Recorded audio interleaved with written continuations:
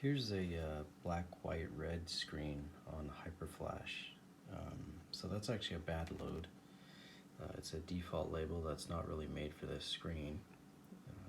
When I started this development, the manufacturer of the eInk screen told me you couldn't do partial grays and you couldn't do partial updates, which means fast updates for this screen. So I moved away from the red screen.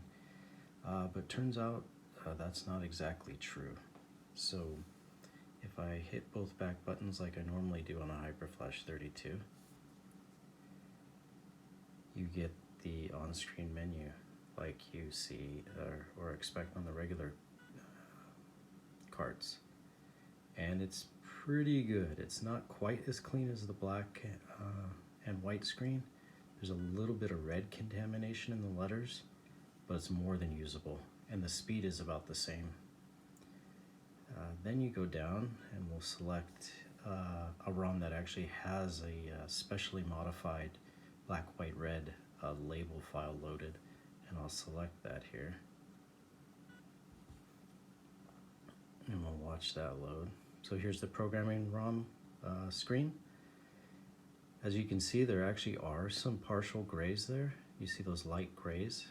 The screen can actually do partial gray scales, but it doesn't do it as good as the regular black-white screen. So they're not as well controlled, and so they just tell everyone that it doesn't support it. But you can get these, you see we got white, we got black, we got this kind of light gray area. So it does kind of work. You can also get a secondary gray. So that wasn't exactly true either. It looks pretty good.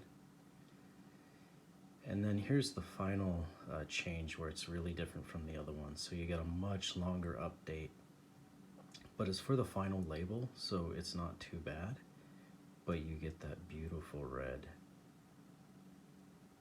So it's quite usable, and I just got this code up and running. There's still some more integration work, but it's pretty nice. You can get a black, white, red screen. You lose those gray shades, so I still think the black-white screen is better and is the default screen, but a tricolor red screen can also work.